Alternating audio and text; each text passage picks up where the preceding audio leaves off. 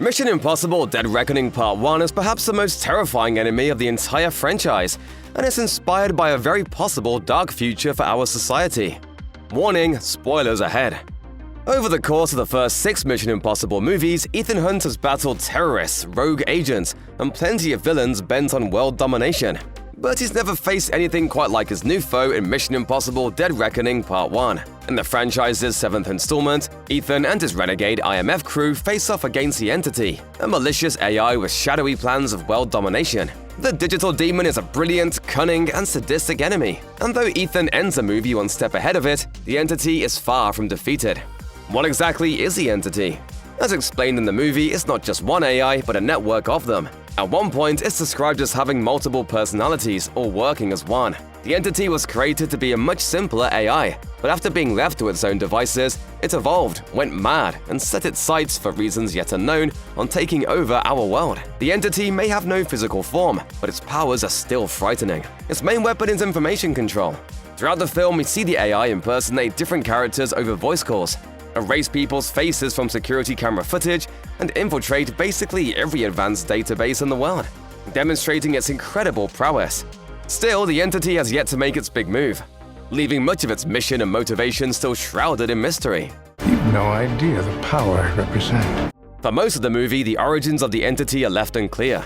We first see it plugged into the computer system on a Russian submarine, which it promptly destroys and escapes. That would suggest that the Russians were the ones to create the AI, a theory that seems to be supported by the latter bafflement of the United States intelligence community.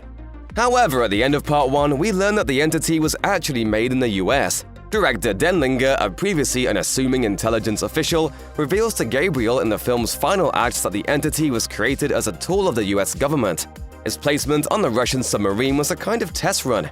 The AI's handlers wanted to see if it could effectively disrupt the sub's stealth systems. However, things went wrong when the Entity developed a mind of its own, destroyed the submarine, and vanished into the digital void. Denlinger reveals that he has villainous plans for the Entity, wishing to use it to overthrow the US government and create a global fascist superstate to rule the world. Whether or not this was always the plan since the AI's creation is unclear, but given how few other US intelligence officials know of the Entity's origins, it seems likely that Denlinger was operating in relative secret before his death. For as much as Mission Impossible – Dead Reckoning Part 1 reveals about the Entity, there's far more that we still don't know by the end. We don't know how it got on the Russian sub, where the mysterious keys that control it came from, or why its mainframe can still be accessed through the sub's wreckage. We don't know how or why it struck up a relationship with Gabriel.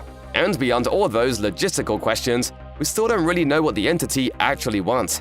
Near the beginning of the movie, we learn that the AI intentionally infiltrated every major intelligence database on Earth, a sort of announcement to the governments of the world that it could dismantle them at a whim. However, the Entity then retreats, spending most of the movie messing with Ethan Hunt and the IMF. Does it want what Denlinger wants? To subdue the world under an oppressive regime that controls the very flow of truth?